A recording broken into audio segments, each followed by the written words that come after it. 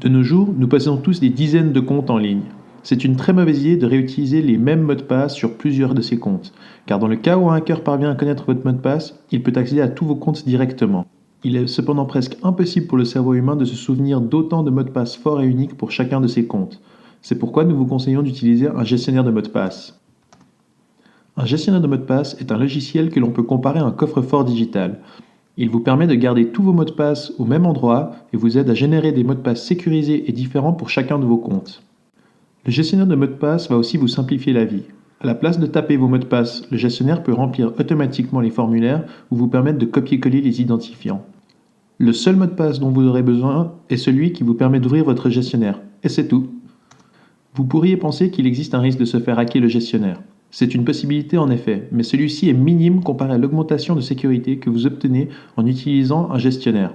Ces gestionnaires utilisent des techniques de cryptage afin de sécuriser le procédé et sont très méticuleux quant à leur propre protection.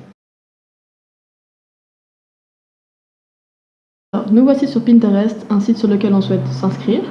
Alors on a ici l'icône de l'espace qui nous indique que l'extension est bien activée. On va entrer notre email afin de créer un nouveau compte. Ensuite, pour le mot de passe, il nous suffit d'aller sur l'extension et puis sur le générateur de mot de passe sécurisé. Il nous suffit de copier le mot de passe qui a été créé et de le coller dans le champ de mot de passe. On appuie sur continuer. On crée ainsi notre compte. On a ensuite une notification qui s'affiche nous indiquant que le mot de passe a bien été enregistré dans le gestionnaire LastPass.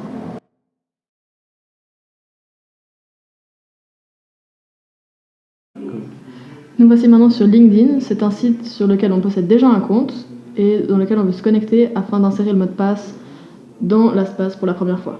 Donc on insère notre email, notre mot de passe que l'on connaît et puis on clique sur s'identifier.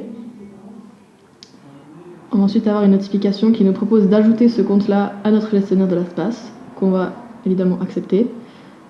Et puis on a une notification qui nous confirme que cela a été bien fait.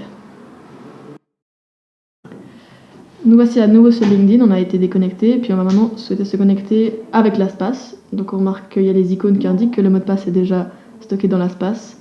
Ça va donc nous remplir les champs automatiquement. On peut à nouveau cliquer sur s'identifier, on voit que c'est beaucoup plus rapide et que c'est fait.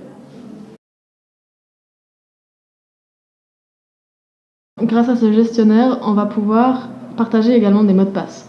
Donc supposons qu'on veuille maintenant partager le mot de passe de LinkedIn. On va dans le gestionnaire, on va le retrouver dans nos sites enregistrés. Et on va cliquer sur l'icône de partage. On va pouvoir ensuite inscrire l'adresse email de la personne avec qui on veut partager le mot de passe. On peut choisir que la personne voit le mot de passe ou non. Et on clique sur partager. J'ai reçu le mail d'Elodie Anglade qui m'informe du partage de données. J'accepte ce partage de données. Une fois sur le site de LastPass, il va me demander de me connecter à mon compte LastPass. Il va me demander d'accepter et d'enregistrer le mot de passe pour ce site, donc LinkedIn en l'occurrence. Voilà, c'est un succès, comme affiché à l'écran. Nous voilà sur le site internet LinkedIn. Je vois ici l'icône LastPass qui me permet, en cliquant sur le lien, de me connecter en tant qu'Elodie Anglade. Et nous voilà sur la page d'Elodie.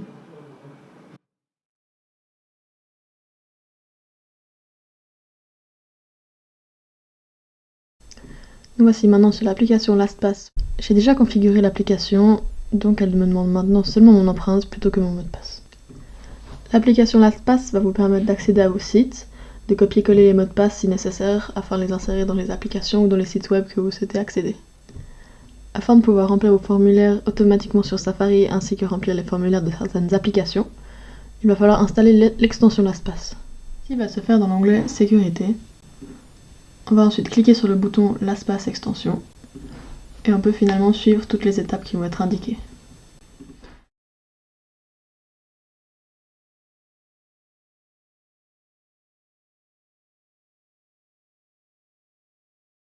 Ça y est, l'extension est installée.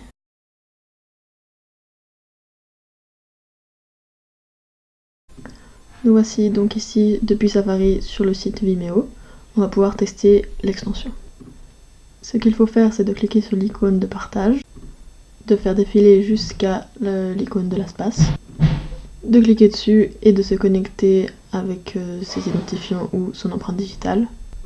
Ensuite de sélectionner le site en question, ici Vimeo. LastPass va donc pouvoir remplir à notre place les champs du formulaire. Il nous suffira juste de cliquer sur se connecter.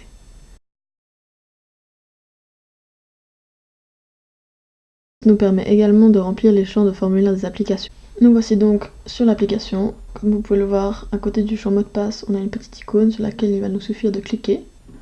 Ceci va nous ouvrir l'extension de LastPass qui va nous permettre de nous connecter.